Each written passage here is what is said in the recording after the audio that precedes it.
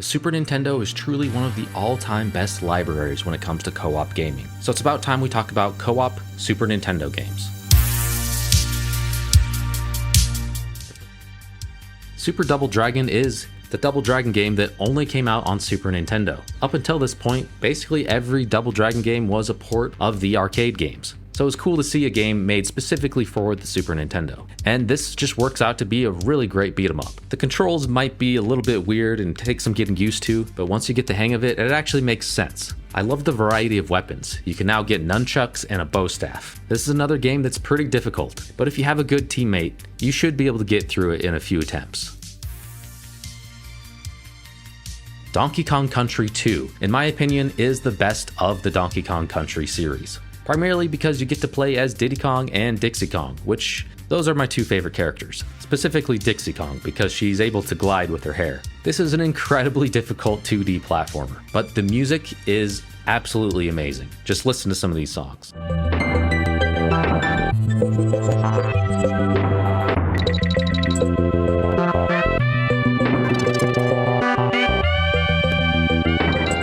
Truly just some of my favorite video game music ever. Like all of the Donkey Kong Country games, this includes a tag team mode, so you don't specifically get to play simultaneous co-op, but at least you're both in a level at the same time. So you gotta be alert at all times, and you can switch between players on the fly. I think this is one of the best 2D platformers of all time.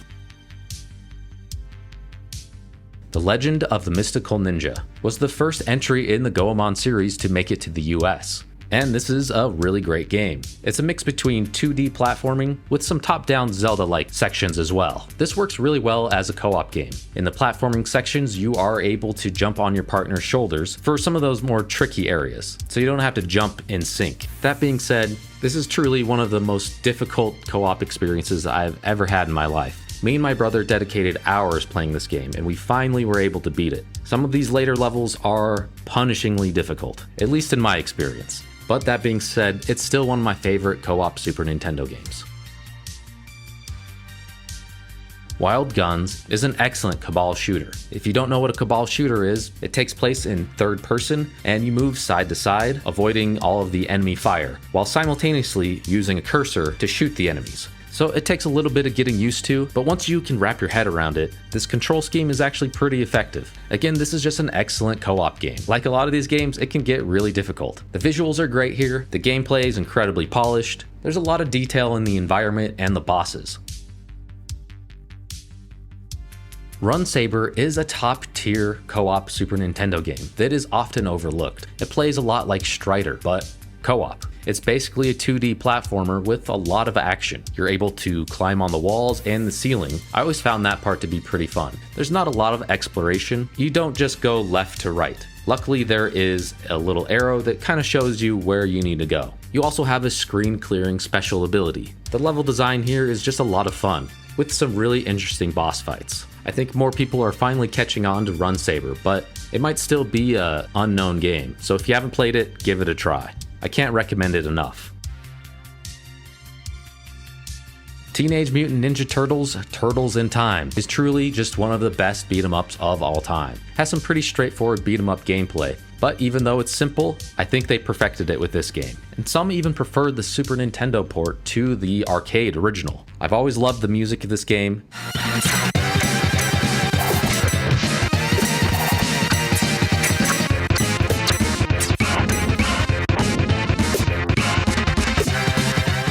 The visuals are beautiful, and being able to throw the enemies into the screen was just such a cool thing to see back in the day. Again, yeah, Turtles in Time. Just truly one of the best games ever.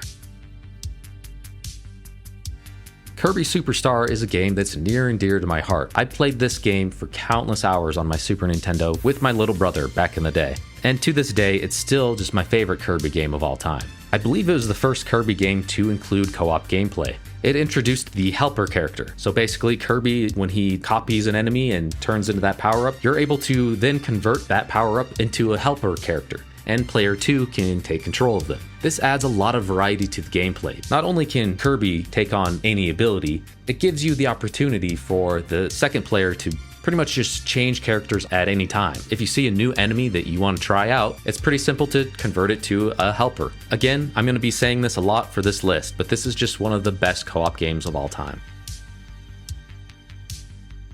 Final Fight 3 is a Final Fight game that came out specifically for the Super Nintendo. Just like Super Double Dragon, it's cool to see that this game was built for the console, and I think it's definitely the best in the series. The combat has a lot more depth. You're able to pull off Street Fighter button combinations to do some pretty cool moves here. There's also branching paths, and if you don't have a friend, you can actually let the AI take control of player 2, which is cool, I guess. I personally think this is one of the best classic beat-em-ups ever, and it is the best in the Final Fight series.